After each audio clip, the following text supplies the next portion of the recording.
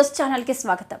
మాట్లాడితే ఒక విషయం చెప్తాడు. మేము ఉండేటప్పుడు 20,000 రూపాయలు ఉండేది, చంద్రబాబు నాయుడు వచ్చాక 13,000కి తగ్గిపోయిందని చెప్పి మాట్లాడుతున్నాడు. ఇది నేను సొంత కవిత్వం కాదు, ఇది ఆన్ రికార్డ్. ఏ డిపార్ట్మెంట్ దగ్గరైనా సరే రికార్డు ఉంటుంది. గత 10 సంవత్సరాలు మిర్చి ధరలను తీసుకున్నాను ఒకసారి. 2015-16 నుంచి 2024-25 వరకు ఏ సంవత్సరం ఎంత ధర మిర్చికి ఉందని అన్ని సంవత్సరాలు చూస్తే మాక్సిమం 11,000 నుంచి 13,600 వరకు ఉంది. 2 సంవత్సరాలు 2022, 23, 23, 24 ఒక సంవత్సరం 20,500, ఒక సంవత్సరం 20,000 ఉంది. ఇది నేను ఏదో 13,000 ఉంది, 14,000 ఉంది, రైతుకి ఇప్పుడు ఇచ్చేస్తున్నామని చెప్పి నేను ప్రభుత్వం తరపున చెప్పడానికి సిద్ధంగా లేను. ఈ రోజు మిర్చి రైతు ఇబ్బందుల్లో ఉన్నాడు. ఎందుకంటే ఆ రోజుకి ఈ రోజుకి పెట్టుబడులు పెరిగాయి, పెస్టిసైడ్స్ రేట్స్ అన్ని పెరిగాయి, కూలీల రేట్లు పెరిగాయి. ఇబ్బందులు ఉన్నటువంటి విషయం కూడా ఈ రోజు మేము గ్రహించాం. నీలాగా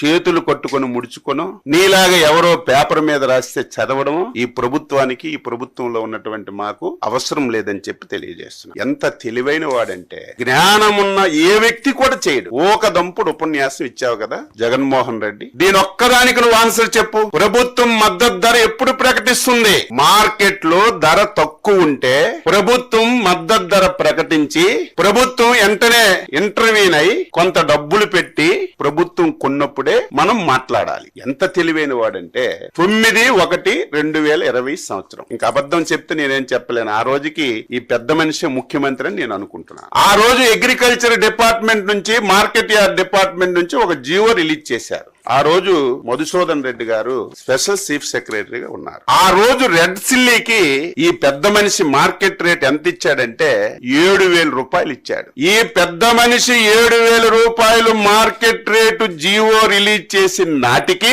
గుంటూరు మార్కెట్ యార్డ్ లో రేటు 12,000 రూపాయలు ఉంది. ఇటువంటి పిచ్చి పనులు నువ్వు చేసి, ఇటువంటి దారుణాలు చేసి ఈ రోజు రైతు మీద గగ్గోలు పెడుతుంటే ఎవడు నమ్ముతాడని చెప్పి నేను తెలియజేస్తున్నాను.